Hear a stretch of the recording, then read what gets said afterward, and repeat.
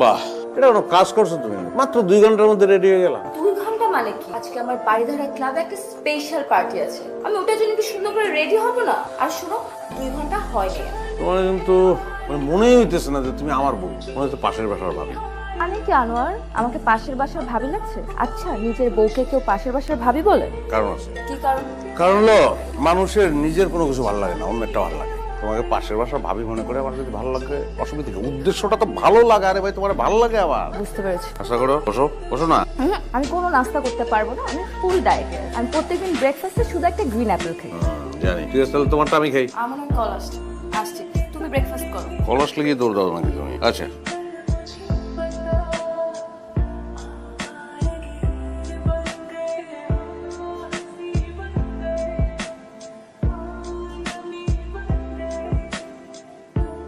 অফিসে যেতেছো তো, পাঠাই দেবো না আব্বা। তো চলো, বাড়ি দ্বারা যাবে না বললে তুমি? আচ্ছা যাও না, হ্যাঁ। একটু হেল্প করবো, ঠিক আছে? ধরো কিভাবে যেমন ধরতে হয় না। আসসালামু আলাইকুম। রাহাত, আমরা জাস্ট ফ্রেন্ড। পাগল, এই পাগল, জাস্ট ফ্রেন্ড কখনো হয়? হয় ফ্রেন্ড, না হলে ফ্রেন্ড না। ওই তো, আমরা খুব ভালো বন্ধু। ইনফ্যাক্ট মনে আছে তোমাকে মোর কথা বলেছিলাম অনেক আগে। ও, তো আজকে থেকে আমিও ভালো বন্ধু। ও কিন্তু প্রায় আপনার নাম বলে। একটা গ্লাস, দুটা straw। কেন? আর একটা straw আনতে বলো, আমি তোকে 3 জনে একসঙ্গে চুমুক দেবো। আধুনিক সমাজ ব্যবস্থা। এই ভাই, একটা straw দেন তো এদিকে প্লিজ। এই, তুমি আমার পিছনে স্পাই লাগিয়ে নিজের বউয়ের পিছনে কেউ স্পাই লাগায়? তুমি এত নীচ, এত জঘন্য হয়ে গেছো। এই তোর শিল্প সাহিত্য বন্ধ কর। কার বই করছো তুই? আমি অবশ্যই আমি নিচ, আমি জঘন্য। কারণ আমার বউ না চাইলে আমি বুঝে যাই যে তার অলংকার লাগবে। আমার বউ আমার দিকে চোখ তুলে চাইলে আমি বুঝি তার জ্বর আইছে। চোখ তুলে চাইলেই বুঝি তার আলাদা একটা গাড়ি লাগবে। চোখ তুলে চাইলেই বুঝি তার ওয়েস্টিনে নিয়ে যেতে হবে, মালয়েশিয়া নিয়ে যেতে হবে। কিন্তু আমি বুঝতে পারি না যে তার একটা বয়ফ্রেন্ড লাগবে যার সঙ্গে সে লীলা খেলা করবে। আমি তো মানুষের পর্যায়ে পড়ি না, আমি তো জঘন্য, নিচ, আমি অপদার্থ। আমি শুনো, এইসব পিকচার আজকাল এডিট করা যায়। কোন অ্যাঙ্গেলে আমারে তোর বলদ মনে হয়? শূন্য অবস্থায় এই শহরে আইছি, আই ওয়াজ জিরো। শ্রমে ঘামে বৈধভাবে আমি এখন একটা ইন্ডাস্ট্রি। এই নির্মম শহরে যে টাকা রোজগার করতে পারে সে কোনোদিন বলদ না, এটা মাথায় রাখবি। না, তোমার কথাবার্তা শুনে এখন আমি একদম বিশ্বাস করতে পারছি না। তুমি এইসব পিকচার এডিট করে নিয়ে আসছো আমাকে নিচ দেখানোর জন্য। তোর যে মারমু সেই পরিশ্রমটা আমার করতে ইচ্ছা করতেছে। আমার সাইন করা আছে, এত দিনমোহরের 20 লাখ টাকা তোর অ্যাকাউন্টে পাঠাই। বাড়িটা ভালোবাসে দিচ্ছিলাম তো, ভিক্ষা দিয়ে গেলাম, ভিক্ষা।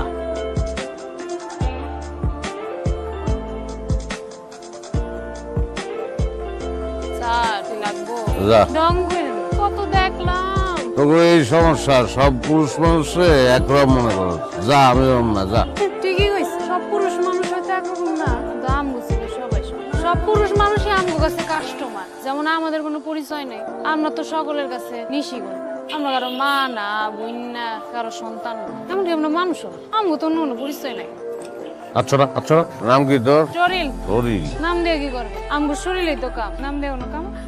ভালো বলছো। এখন তুই তোর সামাজিক সিনেমা, আর্ট ফিল্ম এলিয়ে শর্ট, যা। আমি মানুষ না, বুঝলাম না, এগুলা করি না আমি। যা যা। আচ্ছা তুই যাবি না? বুঝছি। জান জান, আমগো তোর যাওনের জায়গা নাই। তবে আমারে নিলে আমারও লাভ, আপনারও লাভ।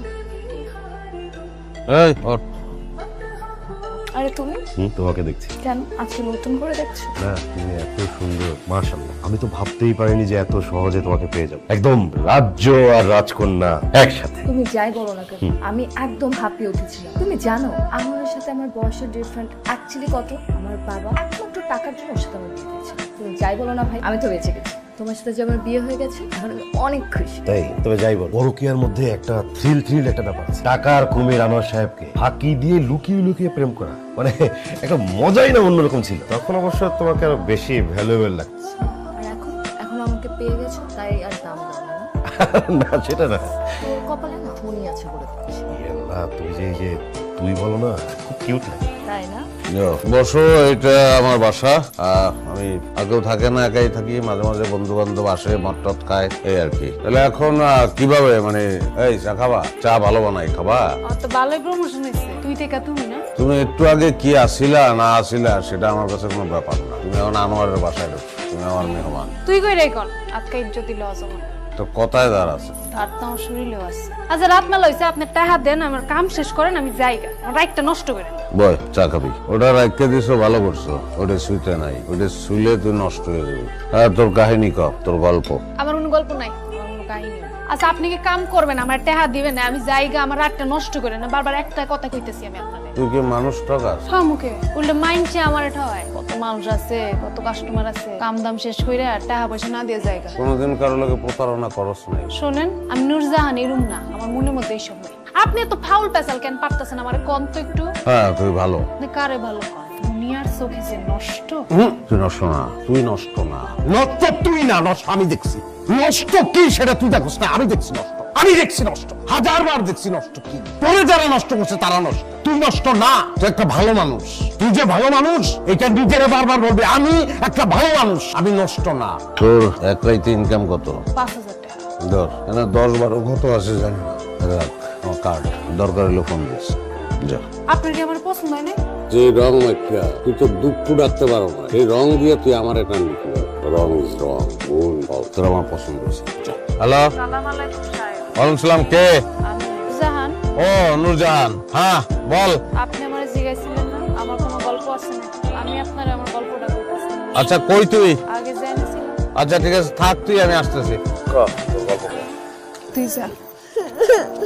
এটাই আমার গল্প। মেয়েকার প্যাডে ধরছি আমি, বাপের নাম জানি না। হইব আপনার মতো কোনো ভদ্র লোক তারপরে কি কর? নরকের আন্দারে জন্ম নেয়, নাম রাখছি আলো। আপনি না মানুষ খুঁজতেছিলেন, আপনি নিবেন আমার আলোরে নিবেন। মাইয়া ছাড়া থাকতে পারবি? খারাপ লাগবে না তোর? খারাপ লাগবো যখন চিন্তা করুন যে আমার মাইয়া একটা ভালো জায়গায় আছে, অনেক খারাপ লাগাটা কমে যাবে। আমার এই আলোরে আমি আন্দার থেকে মুক্তি দিতে চাই। দে।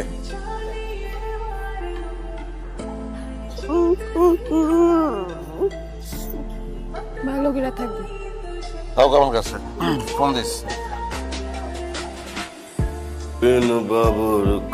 কি ব্যাপার? সন্ধ্যা থেকে তোমাকে আমি ফোন দিচ্ছি, ফোন ধরা না কেন? আর ওই যে মাল ড্রিঙ্ক করার সময় না ফোন আসলে মেজাজ খারাপ হয়ে যায়। ড্রিঙ্ক করার সময় ফোন আসলে তোমার মেজাজ খারাপ হয়। আর এই যে দিনের পর দিন কাজ না করে যে পার করে দিচ্ছ, তাতে কি নিজের উপর একটু মেজাজ খারাপ হয় না তোমার? আরে বাবা, আমি তো কাজ করতে চাই, এই রাত কাজ করতে চাই তো। আচ্ছা গান, তাহলে একটা কাজ করো, তোমার কাছে ওই যে 20 লক্ষ টাকা আছে না, আরে ওই যে কাবিনে যে 20 লক্ষ টাকা পেয়েছো না, তুমি এটা আমার ট্রান্সফার করে দাও আমার অ্যাকাউন্টে। আমি একটা হেভি একটা বিজনেস প্ল্যান করেছি, টাকা পাওয়ার সাথে সাথে মানে কাজে নেমে পড়বো, কালকে থেকে কাজে নেমে পড়বো। টাকা কি 20 লক্ষ টাকা কেন? তুই এক টাকাও পাবি না।